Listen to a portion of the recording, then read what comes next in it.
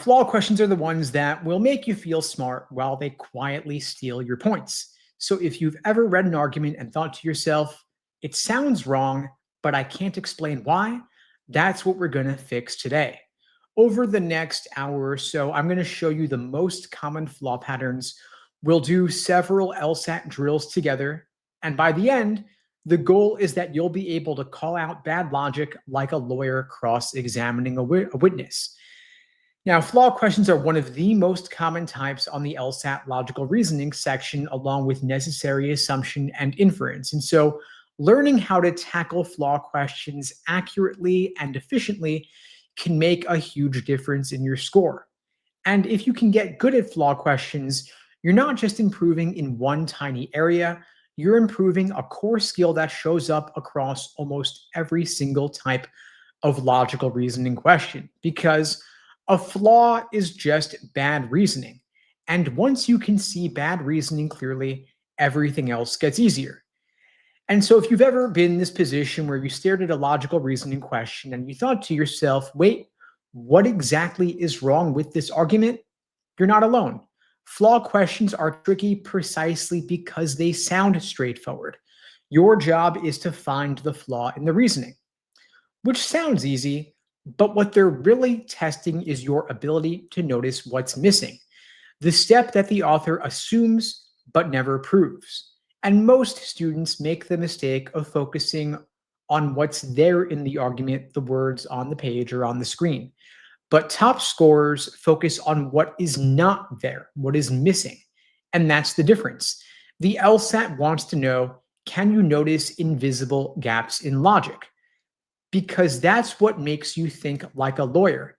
In law, spotting missing assumptions is basically the job.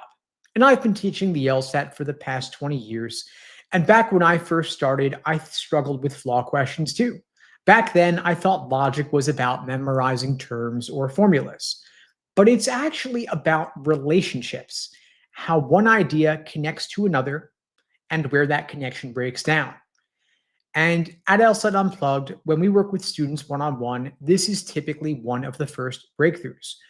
We help our students stop reading passively and start diagnosing arguments like doctors do, where they can see the symptoms, the patterns, the weak spots, and once they can name the problem, everything clicks. And so that's what we're going to do here. And let's start off as simply as possible. Because before you can fix the flaw, you've got to know what you're being tested on. You want to look for question stems that say things like, which one of the following describes a flaw in the reasoning? Or the argument is most vulnerable to criticism because, or a questionable technique used in the argument is. And so anytime you see words like flaw, vulnerable to criticism, or questionable reasoning, you're dealing with a flaw. And you might be thinking, well, why does this even matter? And it matters because knowing the question type instantly tells you what your job is. You're not looking for new evidence or an assumption to strengthen. You are analyzing how the reasoning itself breaks. And if you can recognize this early, it's going to save you a ton of time because you're not wasting energy guessing what they're asking you to do. You already know they want you to ID the gap between the evidence and the conclusion. And so flaw questions are just asking you one thing. Does the conclusion follow from the evidence? And typically the answer is going to be no. There is a leap or a gap of some kind. The author believes something that the evidence doesn't actually support. And your job is to find that leap, which is the missing connection. So imagine the evidence and the conclusion as two cliffs with a bridge between them. When the bridge is solid, the argument holds up. But when the bridge is cracked or it's missing pieces, that's your flaw. And some flaws are smaller cracks, which are subtle, they're a bit hard to spot, but others are massive gaps that you could drive a truck through. Now, either way, once you can see the gap, you've basically solved the question. And this isn't just for flaw questions, although we'll get into some flaw drills in a bit. That same skill, finding that gap, is behind assumption, strengthen, and weaken questions also. They all revolve around the same logic bridge or gap. And so when you practice flaw questions, you are actually improving your entire logical reasoning game. Now let's talk about the patterns that appear again and again, because once you recognize these, LSAT arguments start to feel predictable, almost repetitive. You'll start reading a stimulus and you'll think to yourself, oh, I know what they're doing here. They're about to confuse correlation and causation again.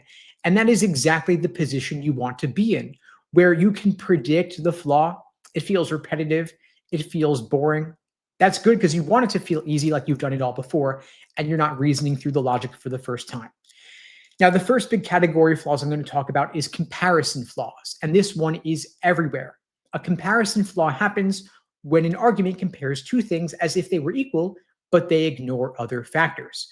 For example, we should avoid eating at fast food restaurants because they're more expensive than home-cooked meals. Sounds logical until you think a bit deeper. Are there no benefits to fast food? There are, of course. Maybe fast food saves you time. Maybe you value convenience more than cost. Or maybe your cooking is so bad that fast food is actually safer, or at least tastier. So the problem with this argument is they're assuming that price or cost is the only thing that matters. That is an incomplete comparison because we have no basis upon which to say that cost or price is more important than taste or safety or convenience. And so whenever an argument asks or says X is better than Y, you want to ask better in what way? If the author only looks at one dimension or values one consideration, that is your flaw.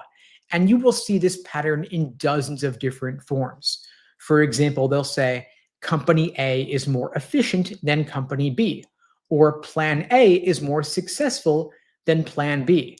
And each time they do this, they're quietly ignoring other important relevant variables. Now, the second big flaw category is causation flaws. And this is probably the favorite on the LSAT, the most common on the LSAT. And this one happens when an argument sees two things that happen together and they assume one caused the other. For example, students who join study groups score higher on the LSAT. Therefore, joining a study group improves your score. Maybe, but this is correlation causation, right? There's an association between participating in a study group and scoring higher, but does that mean that joining the study group is the cause of the score improvement? Maybe, alternate explanation, students who already care more about studying are the ones who join study groups. Or maybe both are caused by a third factor, like being highly motivated. In other words, maybe the motivation causes you to join the group and also causes you to study more. So correlation does not guarantee causation. And so on the LSAT, if you see statistics, surveys, or experiments, you want to ask, could there be another cause? Could it go the other way around? Or could both be caused by something else entirely? The right answer will point out that the argument assumes a cause where they only showed a relationship. And once you see that, you'll start catching these instantly because the LSAT uses them constantly. Now, the third category is conditional logic flaws. And this one might sound technical, but it's actually pretty simple once you understand it. A necessary condition is something that must be true for the conclusion to hold. In contrast, a sufficient condition is something that guarantees the conclusion, and the LSAT loves to flip them around. For example, if someone is a lawyer, they went to law school, John went to law school, therefore he's a lawyer. And thanks for the shout out in the comments, by the way. Glad you're finding it helpful. And so they're assuming that law school is sufficient, is necessary, when in reality it's sufficient, right? That's the backwards. They're getting it backwards. So again, if someone's a lawyer, they went to law school, John went to law school, therefore he's a lawyer. So being a lawyer requires that you went to law school, but is going to law school sufficient to become a lawyer? Or maybe there are many people who go to law school but never actually practice law. For example, you could go to law school and not pass the bar exam, or you could go to law school, become a lawyer, then retire and no longer be a lawyer if you're not maintaining your credentialing, for example. And so whenever you see an argument using if, only if, must, or requires, I want you to slow down and check if they have confused or reversed the direction. And as a quick trick, you could draw it out. So A requiring B doesn't mean that B requires A. And if you're a top scorer, you can probably mentally diagram this pretty fast. If you're just starting off, you can write it down, of course, but over time, I hope you'll move away from that. The goal is that you see the structure of the logic, not the actual specific words of the argument. That's how you're going to get faster over time. Now, of course, it's one thing to spot the flaw. It's another thing to actually pick the right answer. And the wrong answers on the LSAT are designed to sound brilliant. They will use impressive language. They'll sprinkle in formal logic terms, but all of that will distract you from what the argument actually did. And there are 4 main types of trap answers. The first is where they are describing the wrong flaw. So technically, the choice describes a flaw, but it's not the flaw contained in this specific argument.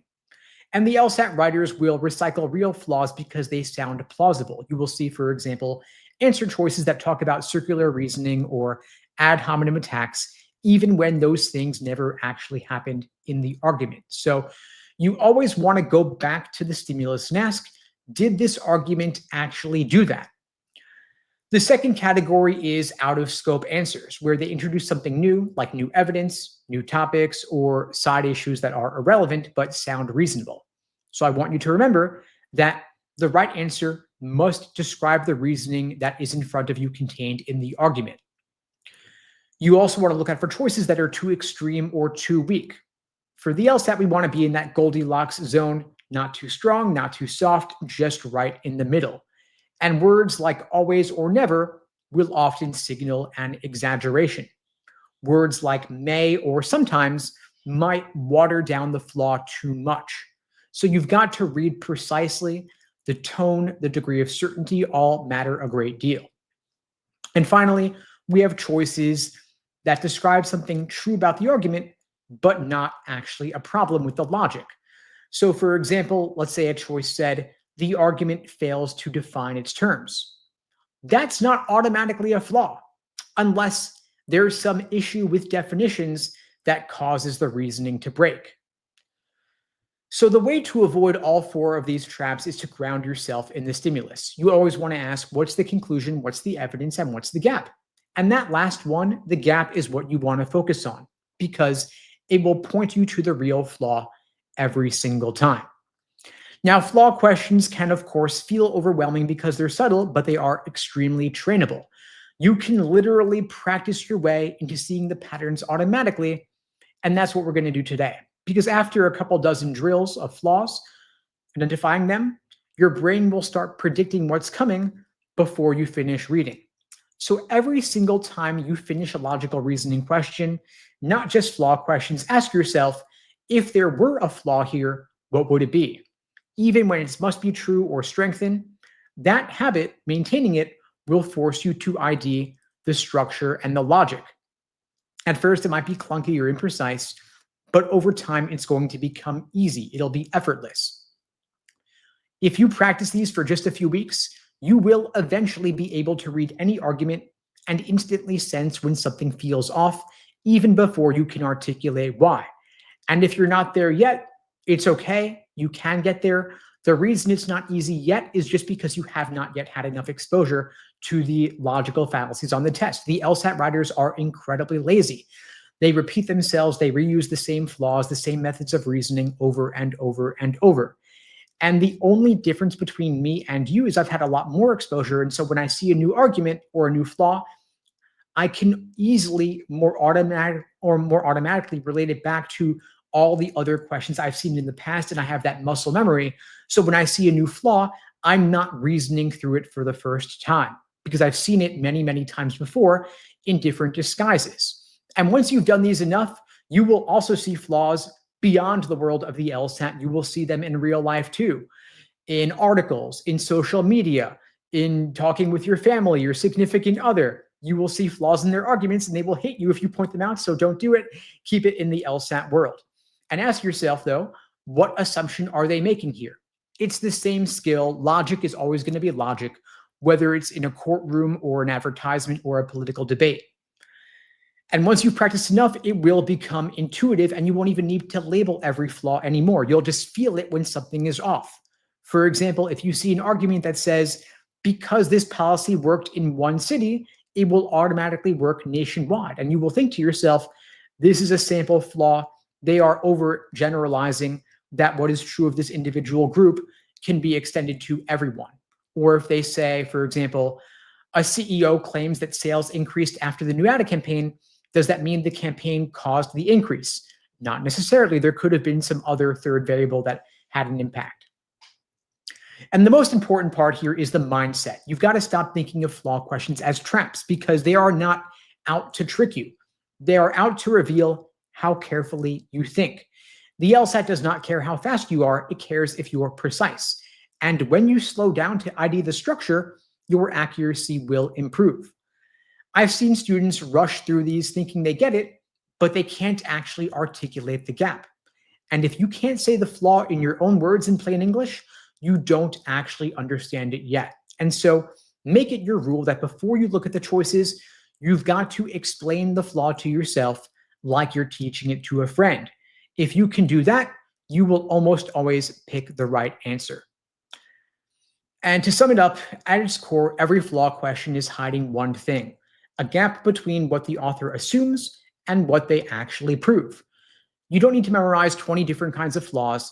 You've just got to spot the moment when the logic leaks. And so, for example, if they say, the restaurant must be amazing because it's always full, what's the leap? Why is it necessarily amazing just because it's full? Maybe it's full because it's cheap. Maybe it's the only restaurant in town. And so that right there is a causal flaw. They're confusing correlation with causation. And so that's the big picture of how flaw questions work.